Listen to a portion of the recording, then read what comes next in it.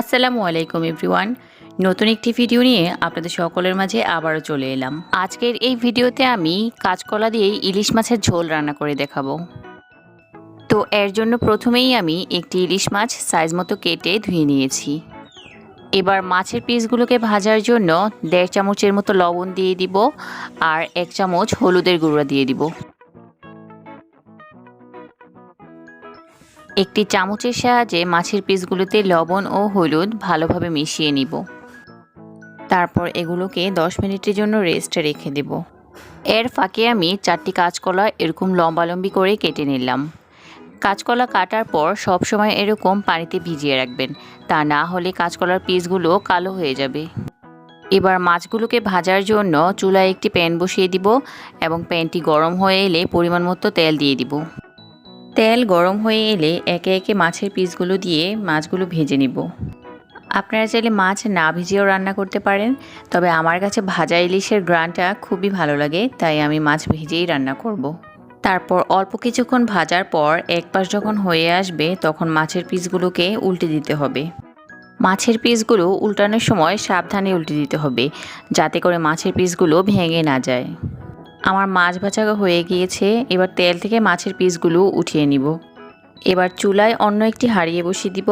হাঁড়িটা গরম হয়ে এলে মাছ ভাজার পর অবশিষ্ট যে তেলটা রয়ে গিয়েছে ওই তেলটা এখানে দিয়ে দিব।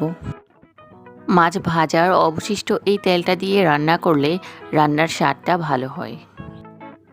আরও একটু সয়াবিন তেল দিয়ে নিব, যেহেতু মাছ ভাজার পর যে অবশিষ্ট তেলটা ছিল ওই তেলের পরিমাণটা একটু কম ছিল। তেল গরম হলে পরিমাণ মতো পেঁয়াজ দিয়ে ভালো করে নেড়েচেড়ে হালকা একটু ভেজে নিব। এবার এতে 1.5 চামচের মতো জিরে বাটা ও 1 চামচ রসুন বাটা দিয়ে দিব। নেড়েচেড়ে মশলাগুলোকে কিছুক্ষণ কষিয়ে নিব। তারপর 2 চামচ মরিচের গুঁড়া ও 1 চামচ হলুদের গুঁড়া দিয়ে দিব। একটু নেড়েচেড়ে পরিমাণ মতো লবণ দিব। এবার এতে আগে থেকে কেটে রাখা কাঁচকলার পিসগুলো দিয়ে দিব। তারপর 4-5 মিনিটের মতো নেড়ে চেড়ে কাঁচকলাগুলোকে কষিয়ে নিব। এরকম যে কোনো সবজি দিয়ে মাছ রান্নার ক্ষেত্রে সবজিগুলোকে এরকম মশলায় একটু কষিয়ে নিলে সবজির যে আলাদা কাঁচা গন্ধভাবটা থাকে সেটা দূর হয়ে যায় এবং খেতেও খুব টেস্টি হয়। কাঁচকলায় রয়েছে পটাশিয়াম, খাদ্য আঁশ ও সামান্য পরিমাণ প্রোটিন। পেটের সমস্যায় কাঁচকলা খুব ভালো কাজ করে। এছাড়াও উচ্চমাত্রায় স্টার্চ ও খাদ্য আঁশ থাকায় কাঁচকলা হজমে সহায়তা করে। কষানো হয়ে গেলে পরিমাণ মতো পানি দিয়ে দিব। পানি দেওয়ার ক্ষেত্রে একটু খেয়াল রাখতে হবে, যেহেতু কাঁচকলাগুলো কষানোর সময় একটু সিদ্ধ হয়ে যায়, তাই বুঝে পানি দিতে হবে। এবার ঢাকনা দিয়ে ঢেকে 7-8 মিনিটের মতো রান্না করব। 7-8 মিনিট পর কাঁচকলাগুলো যখন প্রায় সিদ্ধ হয়ে আসবে তখন আগে থেকে ভেজে রাখা মাছের পিসগুলো এখানে দিয়ে দিব। মাছের পিসগুলোকে একটু নেড়ে ঝোলের ভিতরে ঢুকিয়ে সেট করে দিব। এবার কাঁচকলার ফাঁকে ফাঁকে কয়েক টুকরা টমেটো দিয়ে দিব। ইলিশ মাছ যেমন সুস্বাদু তেমনি পুষ্টিগুণেও ভরপুর।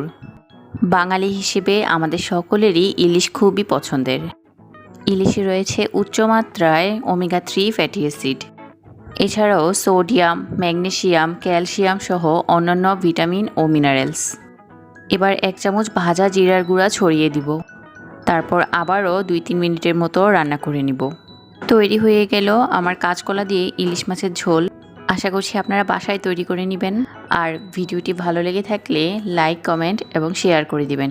আপনার একটি লাইক, কমেন্ট এবং শেয়ার আমাকে নতুন নতুন ভিডিও বানাতে অনেক উৎসাহ দেয়।